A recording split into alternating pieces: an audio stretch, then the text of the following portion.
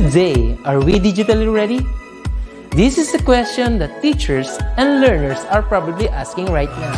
With the advent of DepEd's Digital Rise program, the Open Educational Resources, or OER, was woven together and finally realized. This project prioritizes the necessity to enhance the digital literacy skills of every teacher and learner in the country. Our OER mission is to connect the disconnected. OER is indeed an innovative initiative with a lofty aim to get disconnected schools and last-mile schools connected through ICT even without an internet connection. It is designed to cater to the need of these schools for interactivity, digitalization, and delivery of 21st century skills that will ensure that every learner is future ready. Join us in another training workshop and learn more about open educational resources. Whose primary purpose is to provide support and assistance to learners and teachers in this rapid advancement of technology. Our goal is to build and strengthen the capabilities of public and private teachers, school heads, and supervisors by teaching you to create and design interactive, localized, and contextualized instructional materials for teaching using basic, advanced, and proficiency software and tools. Surely, this will be another exciting and engaging webinar training workshop. Together, let's all rise amidst this crisis. Para sa bata, para sa bayan, para sa guro. Sulong, ito kalidad!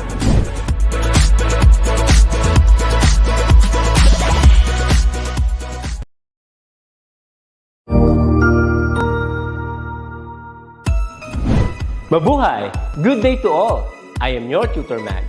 Welcome to ETUlay, a free online tutorial, an initiative of the Department of Education, Information and Communications Technology Service, Educational Technology Unit, ICTS EdTech. This program is aimed at helping and assisting learners from kindergarten, senior high school, ALS, Alive, and SPED learners. Aside from answering the modules, the ETUlay is offering programs which you will surely look forward to. Together with our parents and teachers, the ETUlay will bridge the gaps where difficulty and ease meet in learning new knowledge and skills. So, let us prepare our modules, pen and paper. Ready your mind to see and hear worthwhile and interesting lessons. Let us now study and learn, together with our volunteer online tutors. Tara na!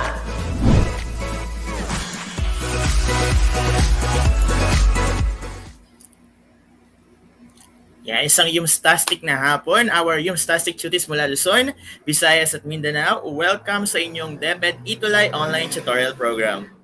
Yes, ito ay handog sa inyo ng Department of Education sa pangunguna ng Educational Technology Unit. Hayaan nyo kaming samahan kayo sa isang makabuluhang pag-aaral sa hapong ito.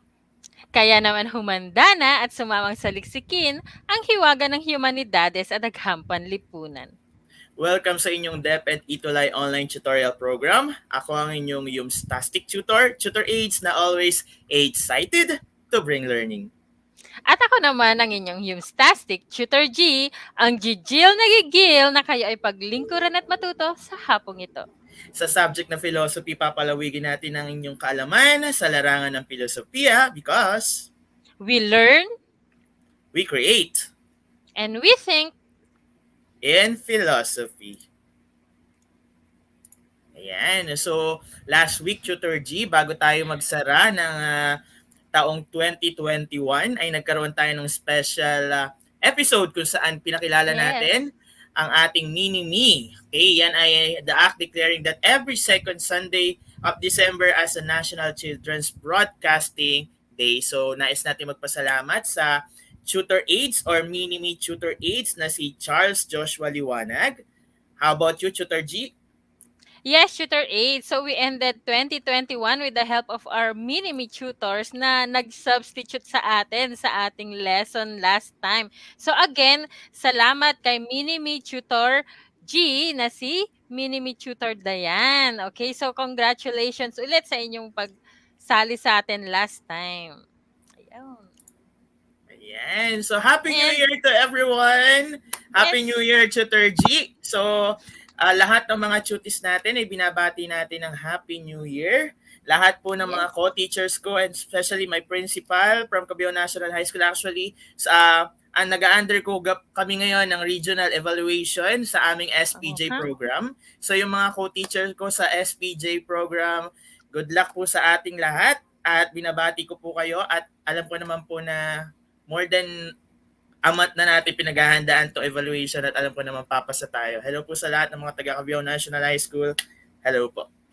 Hello po at Happy New Year sa lahat ng nanonood sa atin ngayon, Tutor Aids. So simulan ko sa pagbate sa aming butihing principal ng Maligaya National High School na si Ma'am Jesusa Di Bote at ang aming PSDS na si Doc Edgardo Camacho. At syempre sa lahat ng aking mga co-teachers and students na sumusubaybay sa atin ngayon.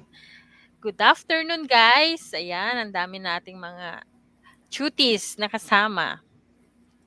Ayan. Okay, so welcome tuties and parents to our subject Introduction to the Philosophy of the Human Person. Yes, this is our quarter 2, week 6, entitled The Human Person in Society. Okay, muli amin pong pinapasalamatan ang DepEd Regional Office 9, Zamboanga Peninsula para sa module na gagamitin natin today. So before we start, meron tayong objective. Ayan, so nag-iisa lang yata ito at Tutor G. So at the end of the Yes. session, you should be able to explain how human relations are transformed by social system. Yes. Okay, so now let us have an activity. It is a true or false activity. Okay, so the directions are write T if the statement is true and F is this if the statement is false. Okay, so let's begin. Okay, so tulad nga ng sinabi ni Tutor G, letter F for false, letter T for true, and then pakisulat natin mga tuties ang number ng ating sasagutan. Number 1, in the medieval era, faith and reason were separated. Again, number 1, in the medieval era, faith and reason were separated. Ayan, i-type lamang ang number 1 and then T or F. Okay, T for true and F for false. Ayan. So, hintayin natin yung mga tuties Yes, natin na Tutor sumagot. 8. Ayan, so napapaisip sila, ano bang ibig sabihin nito? Sabi siguro nila. Ayan, antayin lang natin. Ayan, parang may So, sumagot na. Sabi ni meron Althea ay false. Yes. Sabi ni Jen Aswa is false. And then, Aliyah de la Cruz, false. Tama nga ba, Tutor G, yung mga sagot nila? Ano nga ba ang tamang sagot? Ayan. So, true. Huwag kayong mag-alala, Chutis. Okay lang magkamali Yes. muna dito sa ating activity 1. Ayan. So, titingnan lang naman natin kung hanggang saan ang alam ng ating mga Chutis before our lesson. Ayan. Yes. Okay. For number 2, for Plato, soldiers ought to have political power. Okay. Again, for Plato, soldiers ought to have political power. Is it true or false? So you have to write down T or F only. Hindi na yung buong word na true at false. So it's only T or F. So antayin natin ang mga sagot. Ang dami pa rin pong sumasagot sa ating number 1. Thank you, Chutis, for your support. Ayun. So meron na tayong number 2 answer kay Christine Joy Leocadio. Ang kanyang sagot ay F, okay, false. At si Lorraine, ang kanyang sagot ay T or true. Okay? Again, si Leslie naman, ang kanyang sagot ay T. Samantha, T. Ayan, marami ng mga sagot na lumalabas. Ano nga ba ang tamang sagot? Tutor Aid. So, ang tamang sagot ay T or true. Okay. Congratulations sa mga nakakuha. Ayan. So, Okay. number 3 na tayo, Tutor G.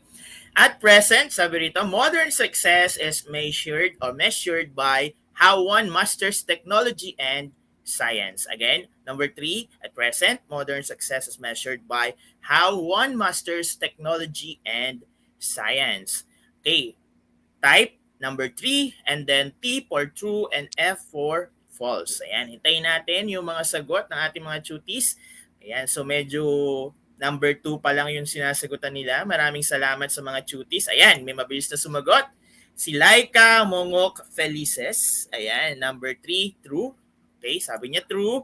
Sabi naman ni Glyza Diampok, number 3 po is false. Okay. And then, kay Christine Joy Garcia Leocardio, number 3 is true. So ano nga ba ang tamang sagot, Tutor G? Tamang sagot ay T. Ayan, very good sa lahat ng sumagot ng T.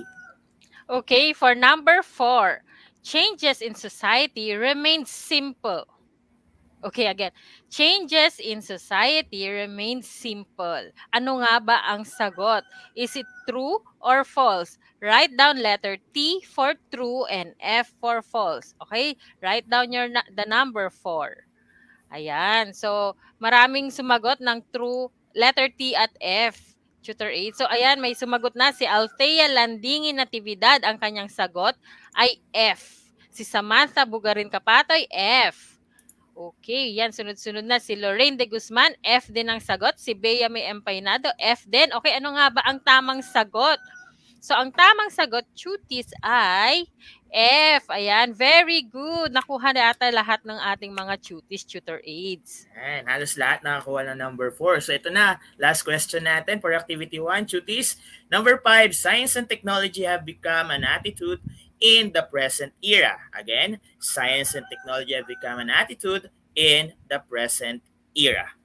Okay, write number 5 or type number 5 and then F for false and T for true. Yan. So may mga nagsasagot pa ng number 4 natin. Yan. So hintayin natin ang kanilang sagot for number 5. Ayan. So meron tayo rito. Sabi ni Lorraine de Guzman, number 5, true. Sabi ni Laika Felices, number 5, true. Sabi ni Tristan Jacamil, number 5, true. Ayan. So, sabi ni Ira Nadora Bantaculo, ayan, number 5, true. So, ano nga ba ang tamang sagot, Tutor G? Ang tamang sagot ay true. Very good sa lahat ng mga tuties na nakatama. Yes. Very good, dear cuties. Thank you for answering. Now, let's move on to our lesson proper. So, lesson 6, the human person in society. So, we have here change as a condition of modern life. So, as industry change, social and political conditions transformed. Cities grew quickly as the percentage of farmers in the population declined. Change from domestic industry to the factory system meant a loss of interdependence to the worker. Yan, Tutor Aids. Yan. So, first topic natin is about the change of the condition of modern life. Tulad nga ng sabi ni Tutor G, ang pagbabago sa industriya natin, sa buong bansa natin, kasama niyan or kasabay niyan ay nag-i-evolve din or nagbabago yung mga social and political condition ng ating bansa. So, sa paglaki ng pagkakaroon ng mga iba't ibang establishmento, sabi nga natin, sa iba't ibang mga lugar or mga cities, syempre lumiliit yung porsyento niya ng yung mga tinatawag nating mga worker or mga farmers. Dahil nga, alam naman natin, yung iba ginagawa ng subdivision, yung iba ginagawa ng mga pabrika, ayan. So yung mga domestic industry na ngayon ang nangingibabaw, wherein yung mga interdependence worker ay nawawala. Ano ba yung mga interdependence worker, Tutor G? Yun yung nagtatrabaho sa tao, gamit ang manpower, gamit ang mga resources natin, or gamit yung mga animals natin tulad ng kalabaw sa pagsasaka, di ba? Minsan hindi na tayo gumagamit ngayon ng animals or kalabaw sa pagbubungkal, meron na tayong mga machine. So yun yung mga something na nag-change talaga or nakakapagpabago sa industry, social, and political condition ng ating bansa or ng ating society. Okay. Yan. And then, Tutor G, this section deals with how human relations are transformed by social systems, specifically on knowledge, laws, economics, and technology. Then, A is about the new knowledge. Know thyself. Okay, it is the main idea of Socrates of good living. Socrates lived around 469 BC in Greece. He's saying knowledge is virtue. ignorance is vice, is a summation of what he want to teach about how human being should live a good life. Ignorance as opposite of knowledge is the source of evil. Humanity commits evil because people do not know any better.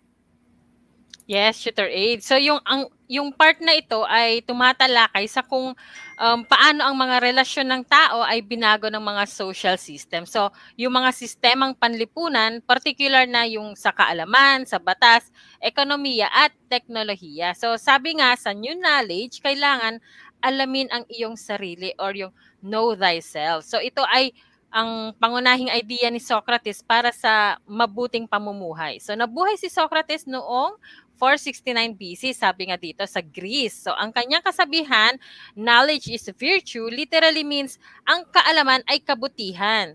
So, at kapag sinabi naman natin na ignorance is vice, kapag daw ang isang nilalang ay mangmang, ito ay isang bisyo na daw. Okay? So, ito ang kabuuan ng nais niyang ituro tungkol sa kung paano dapat mamuhay ng maayos ang tao. So, ang kamangmangan bilang kabaliktaran ng alaman ay pinagmulan ng kasamaan. So, ang humanity o sangkatauhan ay gumagawa ng kasamaan dahil ang mga tao ay parang wala pang mga alam. Ayun, tutor aids. Ayan. So, next, we have policy making. Plato's Republic is a book on politics. However, it was found difficult to define justice in an individual without studying the broader perspective of the state.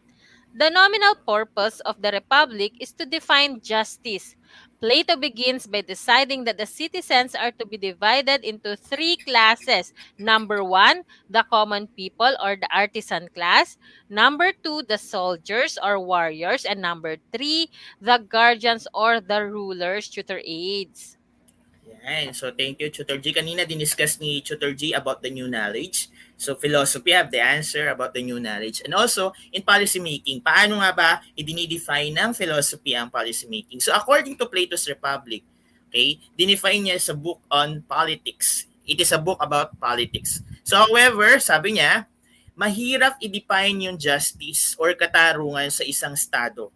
So paano i-define yung paggawa ng policy or policy making or pagkakaroon ng justice sa isang state? So ang sabi niya, in order for us to create justice or to identify justice, dapat daw alam natin what is the state. So meron siyang tatlong division or classes of the state. Okay, number one is the common people. Yan yung mga artisan class. Yan yung mga worker natin. Number two is the soldier. Yan yung mga tagapagtanggol ng ating estado. And then the third one, syempre, the guardians or the ruler. So yun yung mga namumuno sa atin. So in order for you to define the justice daw, alamin mo kung saang part ka ng state na bibilang. Whether you are from artisan class, warrior class, or the ruler class. Ayan. So yun yung explanation about the policy making kay Plato. Ayan. And then, Tutor G, meron tayong tinatawag din na economic sphere. New knowledge have been partially noticeable in the economic sphere. Technical improvements have made possible a mechanization of labor that has resulted in mass production, the rapid growth in per capita productivity, and an increasing division of labor. The contrast today, okay, between the level of living in relatively modern centuries and that in traditional societies is marked indeed. Ayan. Yes. So, kanina tutor aids, nabanggit natin ang new knowledge. So, ito ay napapansin sa larangan ng ekonomiya, sabi dito. So, ang mga technical na pagpapabuti ay naging posible sa isang mechanization ng paggawa. At ito ay nagre-resulta sa mass production. So, sinasabi natin na habang lumalago ang ating per capita productivity at siya namang pagtaas ng hatian sa labor. Dahil dito nakikita or kapansin-pansin ang kaibahan ng antas ng pamumuhay ngayon at sa mga dati or traditional na lipunan or yung lumang paraan ng pamumuhay. So dito nakikita yan sa ating economic sphere. Okay. Next, we have the social realm. So, equally important are the changes that have taken place in the social realm. Traditional societies are typically closed and rigid in their structure. This complex and interrelated series of changes in humanity's way of life is generally known as modernization. The view that globalization proceeds along a continuum of modernization dominated social scientific thought on global development. Ayan. So sabi rito, Tutor G, about social realm is that parehong mahalaga yung pagbabagong nagaganap sa atin. Ayan. So kaya lang, meron tayong mga traditional na talagang sinusunod at talagang yung ibang tradition natin is close sa pagbabago. Kaya lang, meron tayong mga complex, sabi nga, complex and interrelated series na kailangan nating tanggapin sa buhay natin. Yun yung tinatawag nating modernization. So, even though sarado, rigid, matibay ang ating traditional structure, kailangan pa rin sumabay natin sa mga pagbabago at tinatawag nating modernization dahil kung hindi tayo sasabay, tulad ng mga kapatid natin na naninirahan sa mga bundok, parang naiiwanan na sila because nga ayaw nilang sumabay doon sa modernization. So kailangan natin sumabay na sa ganun ay sabi natin kasi ang continuous process ng ating pamumuhay ay tinatawag nating globalization kung saan nag-e-exist na yung social scientific thoughts of global development. Since we are part of uh, country na nagdi-develop or talagang dinidevelop natin para makasabay tayo sa iba, so yung mga tradition natin ay dapat isang tabi muna natin. Okay? Hindi naman dapat kalimutan, pero dapat yung mga closed tradition natin ay i-open natin sa mga new opportunities dahil yan yung magbabago sa buhay natin. So hindi natin sinisisi or hindi natin sinasabi na wag yung ibang mga traditional o mga kultura ng ibang lugar ay dapat buksan nila dahil yung iba talaga sarado about sa change kasi kaagapay nga ng pagbabago, sabi nila ay kasiraan ng kapaligiran. Pero sabi natin dito, because we are in a country na talagang nagdi-develop, so kailangan makisabay tayo sa pagbabago dahil yung pagbabago na yan ay kinakailangan din natin para mas umasenso tayo at lumago tayo bilang isang individual. Ayan. So, meron din tayong modernization na tinatawag, Tutor G. So, yung modernization is about interrelated changes of humanity's way of living. Ayan. So, part of universal experience. The third one, it is one that holds great hope for the welfare of humanity. And the fourth one is to destroy traditional patterns in life, ayun yung sinabi ko kanina, which had evolved through the centuries many humane values. Yes, Tutor Aids. So sinasabi lamang natin dito na ang modernization ay yung mga magkakaugnay na pagbabago sa paraan ng pamumuhay ng sangkatauhan. So ito ay bahagi na ng universal na karanasan at isa itong nagbibigay ng malaking pag-asa para sa kapakanan ng sangkatauhan or yung humanity nga natin. So sinasabi din na dahil sa modernization, sinisira or nasira na ang mga traditional na patterns sa buhay na umunlad na sa paglipas ng panahon. So halimbawa nga natin dito ay yung pagdating sa labor kunwari sa isang factory, yung labor at doon sa factory, I mean. So either nababawasan na yung human force, yung human workforce dahil sa mechanization or yung paggamit ng mga machines para mas mapadali at maging uniform yung mga result or yung products or production na ginagawa sa isang factory or machineries. Ayan. So now we have the last one. Oh, hindi pa pala last to, Tutor Aid. So we have technology. The more society is influenced by technology, the more we need the social, ethical, and technological and scientific aspects of each decision and choice. The advancement of technology, its success in developing itself, is faced with the inability and lack of humanistic knowledge to answer the real problems of masses which undermine the position of humanistic science and efforts to develop. Tutor Aids. Yan, so andito na tayo sa technology. So lahat naman, even our society, even our country ay influenced by the technology. So since lumalaganap yung technology, mas lumalaganap din yung problema about the technology. So therefore, dapat meron tayong sinusunod na social, ethical, and technological and scientific aspect in making decision. Lagi na lang tayong nakadepende with regards to technology. Okay, example na lang natin dito, Tutor G, sabi nga rito, dahil sa advancement ng technology, nawawalan tayo ng totoong pagsagot sa totoong problema ng nakararami. Example natin, halag na tayong lalayo sa mga modules ng mga bata, yung mga kapatid natin, yung mga anak natin. Ayan. So minsan, hindi na nila ginagamit yung talagang yung pagbabasa, okay, para malaman nila yung sagot. Yung iba, nagdidepende na lang talaga kay Google. Okay, so alam naman natin na si Google, lahat kay Google ay may sagot. Kaya lang, mas mainam pa rin na i-practice natin na tayo mismo sa sarili natin. Huwag tayo masyadong dumidepende sa technology. Kasi mas mainam pa rin yung natututo tayo magbasa, natututo tayo mag-research about doon sa mga modules natin. Kasi kung hindi tayo magbabasa, hindi natin babasahin modules, magdidepende tayo kay Google, wala tayong matututunan. Okay? Pero kung sumusunod tayo sa proseso ng modules natin na basahin ang lesson, sagutan, hindi i-Google, hindi magdepende kay technology, marami tayong matututunan kahit na modular lang ang ginagamit natin in time of pandemic. Ayan. And then, we have letter F, Tutor G, on women's friendship. Women's friendship has a unique quality that may only exist between women or women. Okay, there's sexual attraction between a man and a woman or eros, which is another completely different thing. Perhaps only another woman can really feel in her guts that it meant to be a woman, according to Joy Carol in her book. And then, the fabric of friendship. And the fabric of friendship. Women's friendship are special.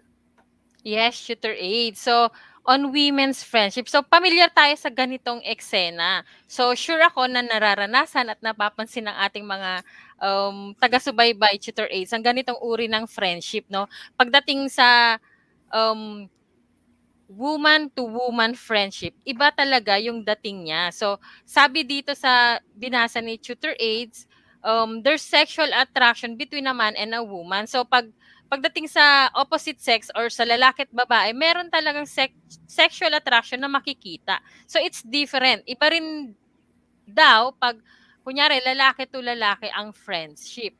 So, iba yung dating, Tutor Aids. Iba yung pagkakaroon ng kalooban ng mga babae sa pagkakaroon ng friendship naman ng mga lalaki, no? So sinasabi natin dito na marahil sa isa pang babae lamang ang makakadama sa kanyang mga pahiwatig, yung mga nararamdaman niya. Kasi sinabi natin iba yung isip ng mga babae talaga, no? Yan yung laging naririnig natin. So isang babae mismo at isang babae sa isang babae mismo ang makakadarama ng kanyang mga hinaing or kanyang mga nararamdaman. So yun ang ating ibig sabihin dito. So simply put, espesyal ang pagkakaroon ng pagkakaibigan ng dalawang babae or ng mga kababaihan. So yun, Tutor Aids. Ayan. So now let's move on. Evaluate the transformation of human relationships by social systems and how societies transform individual human beings. Okay, ano to? So, science has greatly influenced the picture we have of human existence and what is essential to humanity. Therefore, the difficulty to the period of rapid change challenges us to discover more about what is fundamental to our existence.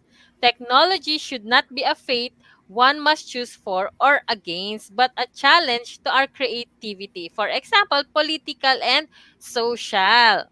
Yan, thank you, Tutor G. So malaki naman naging impluwensya ng agham sa larangan na mayroon tayo ng pagkakaroon ng tao at kung anong mahalaga sa sangkatauhan. Okay? So sa makatuwid, ang kahirapan sa panahon na mabilis na nagbabago at humahamon sa ating tuklasin ang higit pa tungkol sa kung anong mahalaga sa ating pag-iral. Ang technology, sabi nga ni Teacher G, ay hindi dapat maging isang kapalaran na dapat piliin ng isang para sa or laban, ngunit isang hamon na ating pagkamalikhain. So example na natin dyan is about political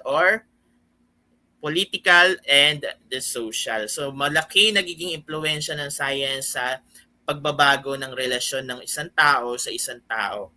Okay? Kasi before, Tutor G, di ba? nagbigay na rin tayo ng example. Dati, pag may gusto ka isang tao, liligawan mo, susulatan mo ng letter.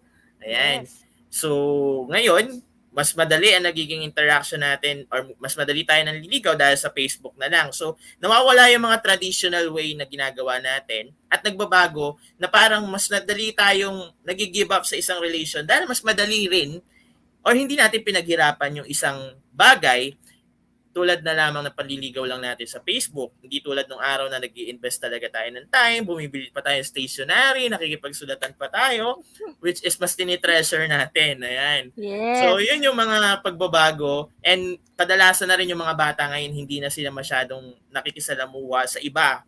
Yun yung isang pagbabago sa technology natin dahil sa technology, madalang na lang salamuha, nakikipaglaro yung mga anak or kapatid natin sa labas because most of the time, technology yung hawak nila, tablet, cellphone, games, ayan. So yun yung mga nagiging dahilan ng pagbabago sa relasyon ng isang tao sa pamagitan ng pagkakaroon ng science and technology. Okay, and then, sabi rin dito, it would be then possible to create new science and technology that would place us in harmony rather than in conflict with the nature. Okay, nature would be treated as another subject instead of mere raw material. Human beings would learn to achieve their aims through realizing nature's inherent potentialities instead of allowing it waste for the sake of power and profit. Yes nga, Tutor Aid. So sinasabi natin na posibleng lumikha ng bagong science and technology na maglalagay sa atin sa, sinabi mo nga, in harmony. Okay? Pero dapat daw, wag daw itong in conflict or kasalungat sa kalikasan kasi nature would is only treated as a subject daw, sabi sa ating slide, no? Hindi siya isang raw material. So, dapat daw matuto ang mga tao na makamit ang kanilang mga layunin sa pamamagitan ng para ng likas na potensyal ng kalikasan, yung potential ng ating nature. Imbes na iwaksi ito para sa kapakanan lamang ng mga may kapangyarihan at para lamang sa kita. So, we should not abuse yung ating nature kasi kailangan natin yan. Hindi tayo mabubuhay kung wala ang nature natin, Tutor Aids. Ayan. Okay.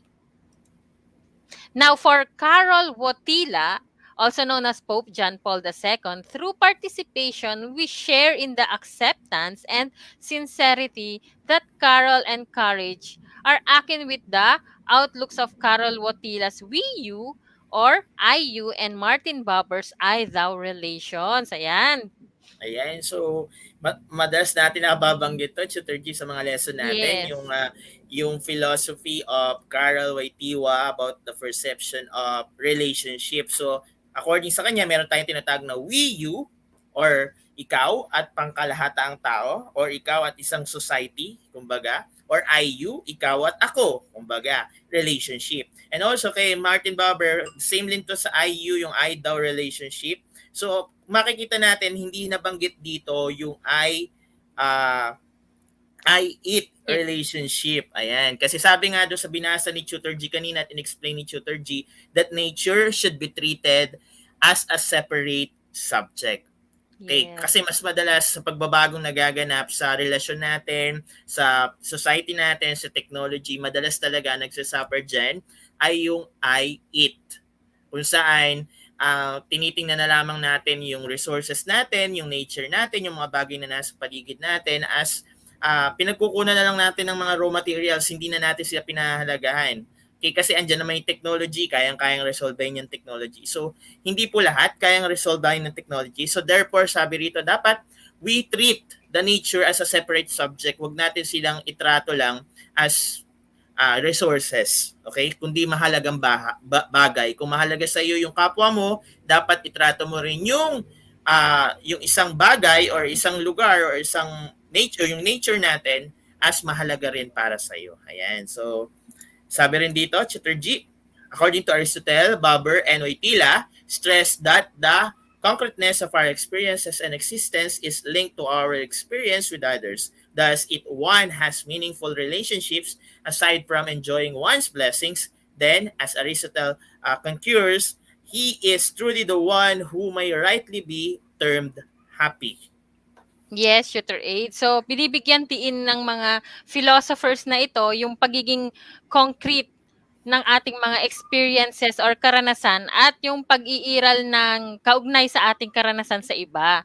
Okay? Kaya kung ang isang tao ay may makabuluhang mga relasyon bukod sa pagtatamasa ng mga pagpapala ng isa, kung meron kang connection or meaningful relationship sa iba, ikaw daw ay you are rightly termed as a happy person or as a happy human being. So, aside from enjoying your blessing, na-enjoy mo rin ang blessing ng iba and vice versa. Yun ang ating sinasabi dito. Okay, so now let us have an activity.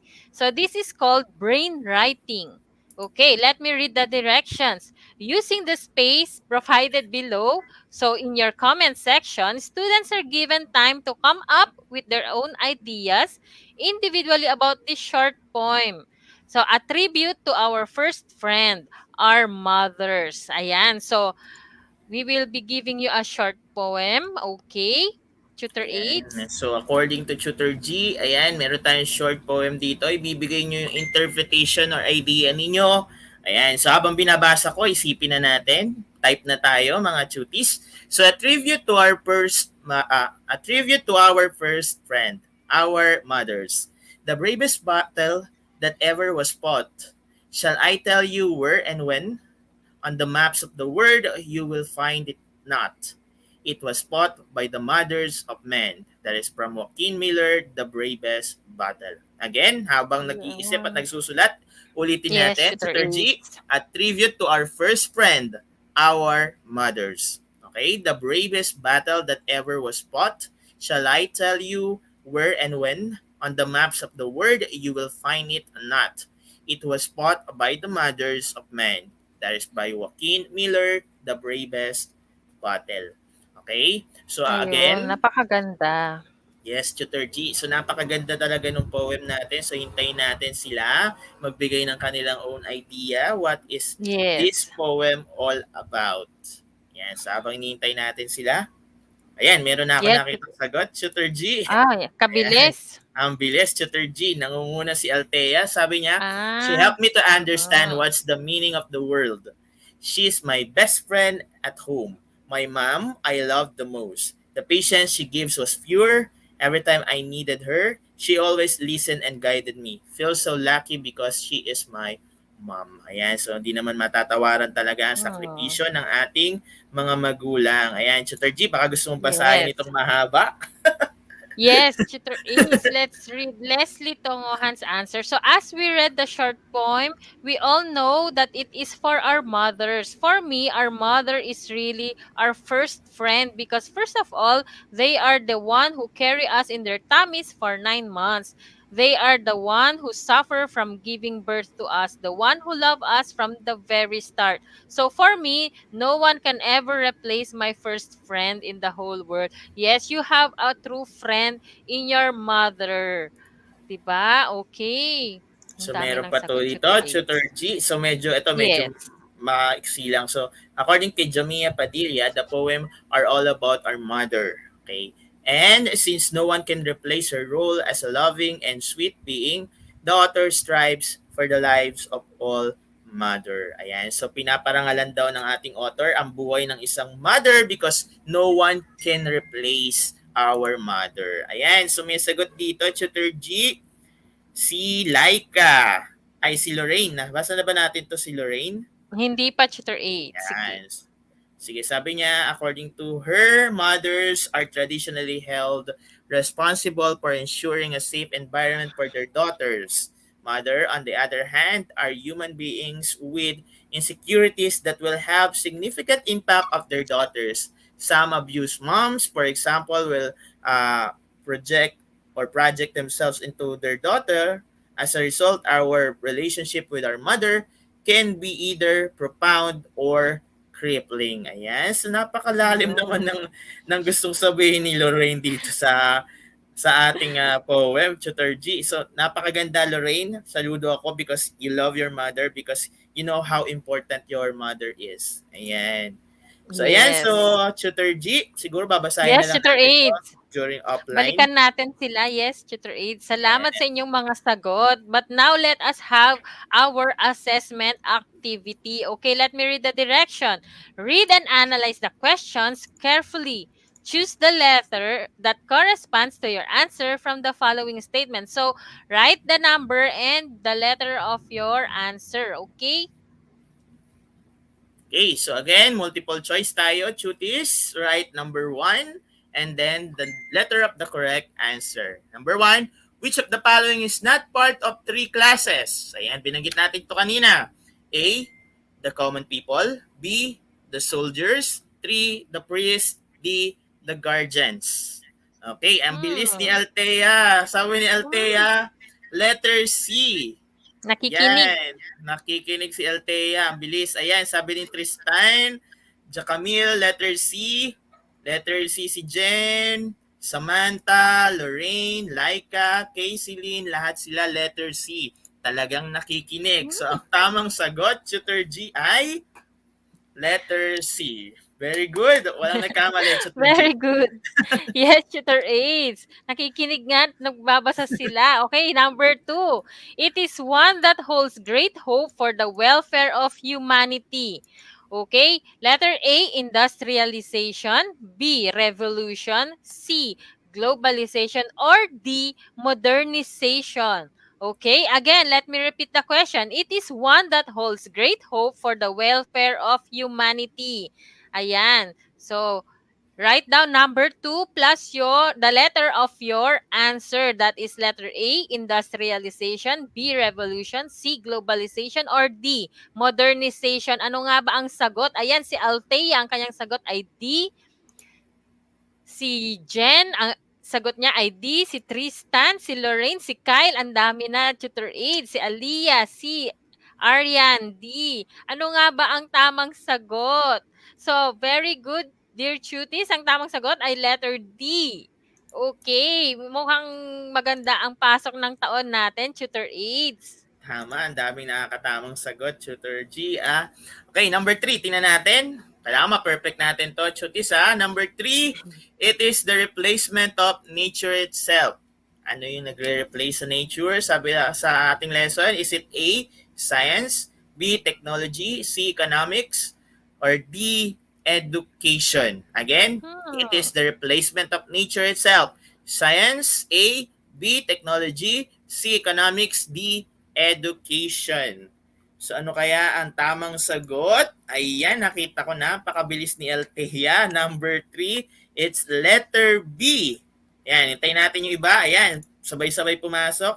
Tristan, Samantha, Laika, Jen, Ira, Leslie, lahat sila ang sagot ay letter B. So ano nga ba ang tamang sagot, Tutor Di G? kaya? Ang sagot ay B. Yes, very good. Nakikita ko sa mga comment natin, Tutor G, walang nagkamali sa number 3. Very good yata ang mga cuties natin ngayon. Okay, for number 4, complete the saying of Socrates. Knowledge is blank, ignorance is vice. Okay, we have A, values, B, guidance, C, important, or D, virtue. So, parang madali to para sa kanya, tutor aids. Okay, complete the saying of Socrates. Knowledge is blank, ignorance is vice. Ano nga ba ang tamang sagot? Is it A, values, B, guidance? Ayan, may sumagot na agad, Tutor Aid. Si Laika, ang sagot niya ay letter D. Si Althea, D. Si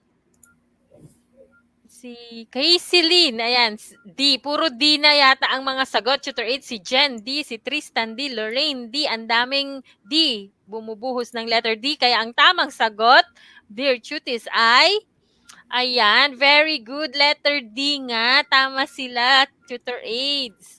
Ayan, so lahat tumama sa number 4. Ayan, last number na to So dapat tama rin tayo rito. Number 5, who is the author of the book The Republic? Ayan, parang ako yung nag-discuss nito kanina. So it's A, is it A, Aristotle, B, Plato, C, Socrates, D, Newton rather. Again, number 5, who is the author of the book The Republic? Okay, Aristotle, A, B, Plato, C, Socrates, and D, Newton. Ano po kaya ang tamang sagot sa number 5? Ayan, ayon magkamali ng mga tutis natin kaya Oo nga, pinag-iisipan. napaisip sila. Nalimutan ba? Napaka-clear kanina nung sinabi ni Tutor Aids yan. Nalimutan yata. Ayan, may sumagot. Ayun, natuwa naman ako sa sagot. Samantha, letter B. Si Althea, letter B. Ayan. Napaisip. Ayan, pumasok sabay-sabay. Lorraine, Bea, Jen, Tristan, Faith, Ira, Freddy, ayan, Jasper, ayan, napakarami. Ano nga ba ang tamang sagot sa last number natin, Tutor G? Letter B. Yay! Napakagagaling. Congratulations! Okay, Tutor Aids. So, ang gagaling ng ating mga tuties sa ating final assessment nila, activity. Okay. But now, Tutor Aids, we have to wrap up. So, we are leaving you with this quote. Okay, modern technology has become a total phenomenon for civilization, the defining force of a new social order in which efficiency is no longer an option, but a necessity imposed on all human activity. That is by Jack Ellul. Okay. Yan, so muli, narito ang bumubuo ng Senior High School Humanities and Social Sciences. Yes, lagi po tayong sumubaybay tuwing alas 4 ng hapon para sa Philosophy of the Human Person. Tuties, parents, thank you for your feedback and suggestion. You may visit the tinyurl.com/ETUlay feedback form. Or you can scan the QR code that you are seeing on your screens right now. Muli, dito na nagtatapos ang ating yung Stastic episode para sa Quarter 2, Week 6 ng ating online tutorial. Muli akong yung Stastic tutor na always excited to bring learning. Maraming salamat sa inyong pagtutok and we hope to see you next week. Muli ako si Yumstastic Tutor G, ang gigil na gigil na kayo ay paglingkuran at matuto sa hapong ito. And for your comments and suggestion, you can email us at edtech@deped.gov.ph. Yes, susunod na ang disciplines and ideas in the social sciences kasama sina Tutor Sheila at Tutor M. Yan, so sama-sama ulit tayo, tuties, sa susunod na linggo dahil ikaw ang best. Tuwing Huwebes, paalam! Paalam! Salamat!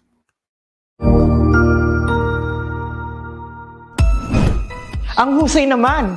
Natapos mo ang iyong tutorial session kasama ang iyong mahusay na ETUlay tutor. May bago ka bang natutuhan? I-share na yan gamit ang hashtag #ETUlayLevelUp. Huwag aalis ha dahil may susunod pang programa na pwede mo ring panoorin at salihan dahil naghihintay na ang iyong mga tutors. Happy learning dito sa ETUlay!